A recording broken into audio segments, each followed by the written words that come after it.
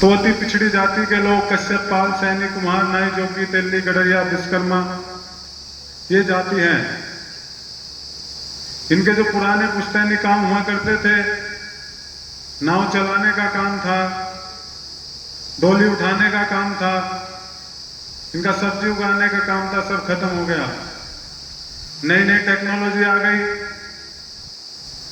और इनके हाथ से वो सारी चीजें निकल गई। ये लोग पढ़े लिखे नहीं थे, नौकरी में इसलिए नहीं जा पाए क्योंकि शिक्षा बहुत कमजोर थी इन लोगों में।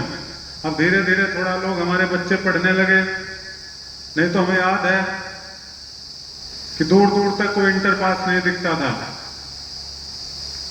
राजनीतिक रूप से इतने कमजोर थे कि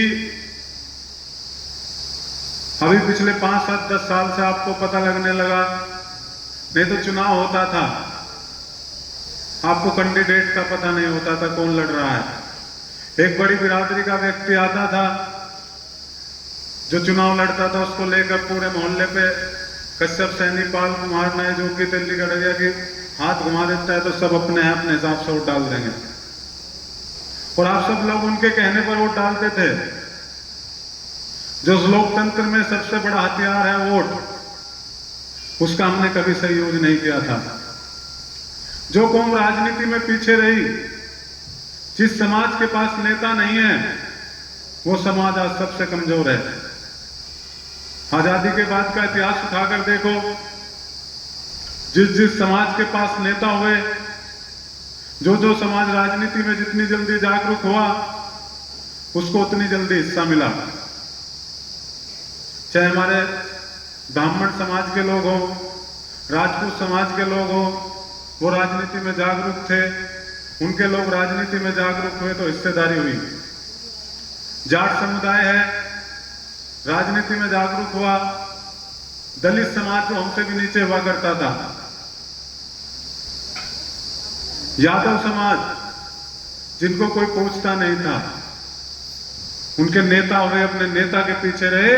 आज उनके डीएम भी है, कलेक्टर भी है, दरोगा भी है, मास्टर भी है। इसलिए हम लोगों को राजनीति में जागरूक होना होगा, अपना एक नेता मजबूत करना होगा, जब जाकर हम लोगों को हिस्सा मिलेगा। इस क्षेत्र में पहले प्रयास में इतना बड़ा कार्यक्रम होना बहुत बड़ी उपलब्धि है। हम लोग अभी बुढ़ाना में, चरथावल में उधर काम कर रहे थे गांव-गांव पिछले 10 साल से। इधर भी हम गांव में गए हैं, लेकिन इस तरह का कार्यक्रम पहला हुआ है। तो हम लोगों को राजनीति के प्रति जागरूक होना पड़ेगा, राजनीति में अपना स्थान बनाना पड़ेगा, क्योंकि कानून जो बनते हैं वो संसद में, लोकसभा, विधानसभा में बनते हैं। जब आपका आदमी वहां होगा तब आपके बच्चों के लिए कानून बनेंगे, आपके बच्चों के लिए हिस्सा लिखा जाएगा। तो हम लोगों को एक ऐसा मजबूत नेता बनाना चाहिए। आज यादवों के पास, जब यादवों के पास नेता नहीं था तो उसको साटा पाटा कहा जाता था कि 60 साल में बुद्धि खुलती है। गाय भैंस चराने वाला समाज, उनमें एक नेता मुलायम सिंह यादव आए और मुलायम सिंह को उन्होंने अपना नेता माना, तो आज अखिलेश यादव उनके नेता है। आज सभी यादव अच्छी अच्छी जगह हैं और यादव बहुत तेजी के साथ तरक्की की है। कांसी राम को अपना नेता माना, मायावती को अपना नेता माना, चमार भाइयों ने। आज उनको मतलब नहीं होता कि उनका कैंडिडेट कौन है, उनको मतलब नहीं होता है जीतेगा या हारेगा, उनको कोई चीज का मतलब नहीं होता। उनको अपनी नेता मायावती दिखती है, जहां मायावती होती है वहीं चमार समाज होता है कि नहीं होता है। तो जब हर लोग अपने नेता के साथ है और हमारी आबादी इतनी है, आप किसी विधानसभा में चले जाओ, किसी लोकसभा में चले जाओ, किसी गांव में चले जाओ, किसी कस्बे में चले जाओ, अगर हिंदुओं में सबसे ज्यादा आबादी है तो कश्यप, पाल, प्रजापति, सैनी, कुम्हार, नाई, जोगी, तेली, गडरिया की है। अगर ये सब लोग एक होकर अपना जागरूक हो जाए तो इन्हीं का मुख्यमंत्री होगा, इन्हीं का सांसद विधायक होगा और इनके बच्चों के लिए भी कानून बनेंगे। तो ये जागरूक हम लोग आपको करने आए हैं। आप लोगों को जागना होगा। जो आपके हिस्से पर ये लुटेरे लूट रहे हैं, जो आपका हिस्सा खा जा रहा है, आप मात्र 300 रुपए की मजदूरी कर रहे हो और उनका बच्चा हवाई जहाज में घूमता है, वो किसका पैसा है? वो किसका हिस्सा है? जिसकी जितनी आबादी उसकी इतनी हिस्सेदारी होनी चाहिए कि नहीं होनी चाहिए? भाई जिसकी जितनी आबादी है उसको उतना हिस्सा मिलना चाहिए। हम भारतीय जनता पार्टी में हैं, चुनाव से पहले भारतीय जनता पार्टी में आए, लेकिन हमारे लिए सबसे पहले कश्यप समाज और अति पिछड़ा समाज है। सबसे पहले हम समाज की लड़ाई लड़ेंगे, पार्टी बाद में है। हमारी पार्टी में भी यही लड़ाई है, पहले भी यही लड़ाई थी कि पिछड़ी जाति का आरक्षण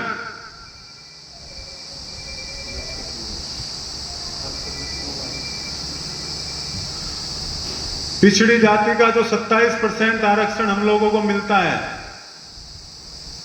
उसमें जाट, गुज्जर, यादव, पटेल सारा हिस्सा खा रहे हैं कि नहीं? 27% में हमें हिस्सा मिलता है। हम चाहते हैं, हमारी मांग है, जिस चीज को हम लेकर लड़ रहे हैं, जो हमारा एजेंडा है कि 27% आरक्षण का बंटवारा होना चाहिए। पिछड़े अलग होने चाहिए, अति पिछड़े अलग होने चाहिए, अत्यंत पिछड़े अलग होने चाहिए। और ये मोदी जी ने 2017 में रोहिणी कमीशन बनाया है और रोहिणी कमीशन की रिपोर्ट भी आ गई। रोहिणी कमीशन की रिपोर्ट में कहा गया है कि इस आरक्षण को 3 हिस्सों में बांट दो।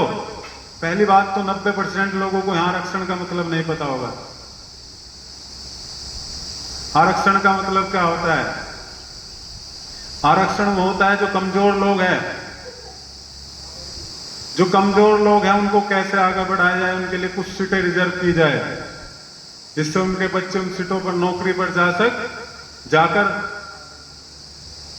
वो समाज मजबूत हो सके और कमजोर भी मजबूत के बराबर में आ सके।